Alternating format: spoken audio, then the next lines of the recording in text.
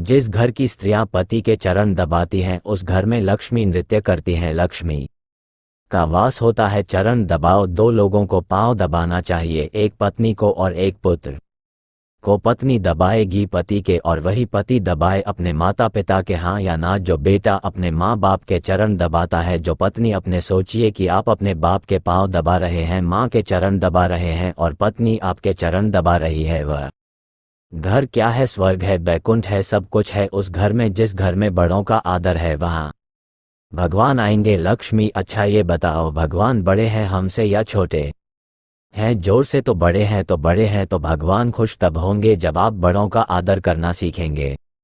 अब आप बड़ों का आदर नहीं करेंगे तो भगवान बोलेंगे, लो जो अपने बाप का आदर नहीं करता वो हमारा क्या करेगा? भगवान दूर से हाथ जोड़ लेते हैं। लक्ष्मी जी बोली कि तुम अपनी माँ का आदर करते नहीं, हम तुम्हारे घर करेंगे क्या? लक्ष्मी जी नहीं आती फिर? अच्छा, लक्ष्मी भी कई प्रकार की होती हैं। एक लक्ष्मी तो ये है कि आपके घर में आती है और आप उस लक्ष्मी से दान पुण्य करने लग जाते हैं। आपके पास पैसा आता है। कुछ लोगों के पास पैसा आता है ना तो वह प्याऊ खुलवा है, लोगों को भोजन दान करते हैं, वस्त्र दान करते हैं, मरीजों की दवाई उपचार कराते हैं, बेटियों का ब्याह कराते हैं, जिससे जो बनता है लोग करते हैं। कुछ लोगों के पास पैसा आए तो वह एक प्रकार का काम करते हैं और कुछ लोगों के पैसा आ जाए तो बड़ी गाड़ियां खरीदते हैं, बड़ा बंगला बनाते हैं, बड़ी शान में रहते हैं, लोगों को मरवाने की मारने की धमकियां देने लग जाते हैं। यार पैसा है, तुम बच के रहना, हमसे है ना ऐसा। वह अपने वो बड़ी महंगी महंगी शराब पीने लग जाते हैं, वो औरतों को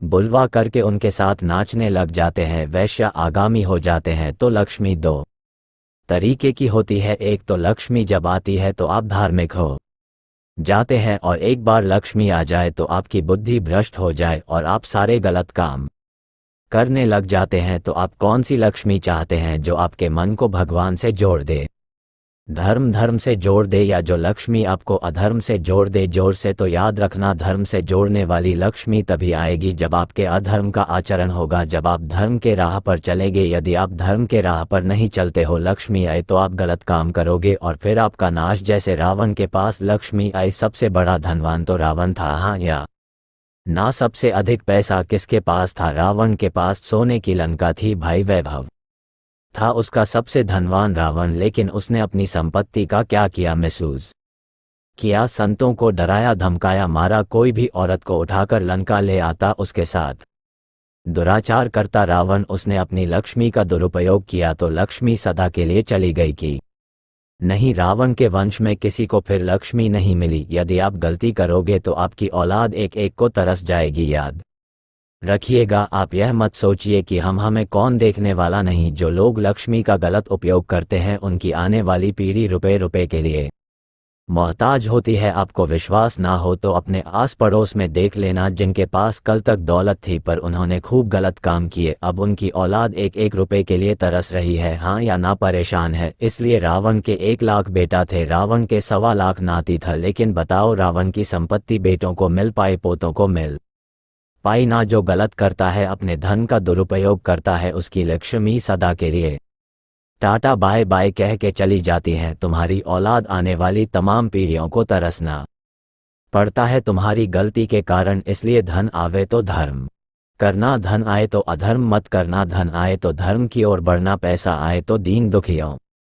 की सेवा। जब आप सेवा करते हो तो आपसे लक्ष्मी माँ प्रसन्न होती है और लक्ष्मी सदा सदा के लिए आपके यहाँ रह जाती हैं। आपके बच्चों तक, पोता पतियों तक, कई पीढ़ियों तक धन धान्य चलता है। और अपनी औलाद को भी यही सिखा के जाना कि बेटा लक्ष्मी आवे सदुपयोग करना, वरना लक्ष्मी जी किसी के बाप की बपौती नहीं है। लक्ष्मी तुम्हारी माँ है, पकड़ के रख। लक्ष्मी चंचल है, सुना होगा आप लोगों ने। लक्ष्मी कैसी है? जोर से चंचल है, ठहरती नहीं है। क्यों? जो सदुपयोग करता है ठहर जाएंगी, रहेंगी पीढ़ियों दर पीढ़ी तक। और गलत करोगे, चंचल भाग जाएंगी छलांग लगा के यहाँ से वहाँ। इसलिए धन का सदुपयोग करना चाहिए, धन को धर्म से जोड़ना चाहिए, अधर्म नहीं। चौथी सेवा। चौथी भक्ति क्या है? सेवा क्या है भैया? क्या है से बड़ी भक्ति क्या है? इसलिए माँ बाप की सेवा करो। क्या करोगे? माँ बाप की। जोर से हाँ, माँ बाप की सेवा कीजिएगा। सबसे अच्छा काम है माँ बाप की सेवा करना माँ बाप की सेवा से बड़ा मुझे नहीं लगता कि कोई बड़ा धर्म है।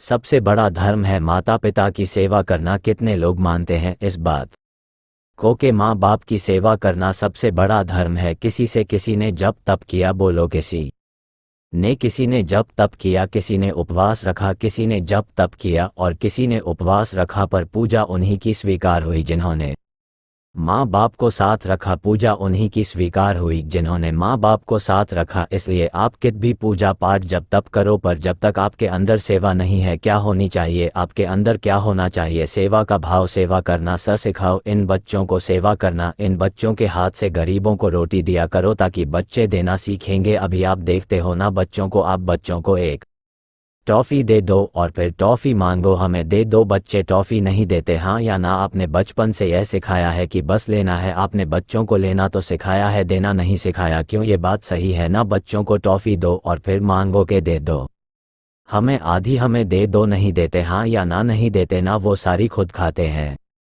उनको यह आदत मत डलवाओ सारी खुद नहीं खाना। बच्चों को बचपन से सिखाओ, बेटा जो तुम्हारे पास है, यदि तुम्हारे आसपास कोई और बच्चे हैं तो पहले उस टॉफ़ी के कई टुकड़े करके पहले उन्हें भी दो, सभी में बांट कर खाओ। एक रोटी है और 4 लोग हैं तो एक रोटी के 4 टुकड़े कर लो। 4 लोग हैं तो चारों खाओ, सभी में बांट कर खाए, उसे इंसान कहते हैं। और यह संस्कार बच्चों को लड़कपन, बाल्यकाल, बचपन से सिखाओ कि खाने के पहले किसी को खिलाओ। प्रकृति आपको देती है, इसलिए नहीं कि आप सारा तिजोरिया में लॉक कर दे। प्रकृति आपको देती है, ईश्वर आपको देते हैं। आपने देखा होगा कितने लोग बेचारे 2-2 रोटी को तरसते हैं, पहनने के कपड़े को तरसते हैं, लेकिन आपको भगवान ने सब दे रखा है। आपने सोचा है क्यों दे रखा है? इसलिए कि आपके पास है तो आप दीन दुखियों की सेवा करें, लेकिन आप अपने शौक पूरे करने में लग जाते हैं। शौक पूरे ना करो साहब, सेवाएं करो, अच्छे काम करो। ये दास अनिरुद्ध आपके सामने बैठा है। हम कोई शौक नहीं रखते, हम तो अपना समय सेवा में गुजारते हैं। हमें अच्छा लगता है, हमें एक नशा है सेवा का। सवेरे जागने से लेकर रात्रि सोने तक हम आप सबकी सेवा जितनी हो सकती है करने का प्रयास करते हैं। अपनी माँ की सेवा, पिता की सेवा, परिवार की सेवा, समाज की सेवा, राष्ट्र की सेवा। कच सुनाना आपकी सेवा है। शाम को प्रश्नोत्तरी करके आपकी सेवा करते हैं। 1 घंटे प्रश्नों का उत्तर देकर सवेरे साधु संत आते हैं। हजारों संतों को पेट भर भोजन मिलता है। सेवा है, रसोई चलती है, सबको भोजन मिल रहा है। सेवा है। गौरी गोपाल आश्रम में क्या होता है? जोर से एक ही संकल्प, एक ही नारा, सेवा ही है धर्म हमारा। हमारा धर्म क्या है? सेवा ही परमो धर्म। हमने तो एक सिद्धांत पकड़ रखा है, सेवा करो।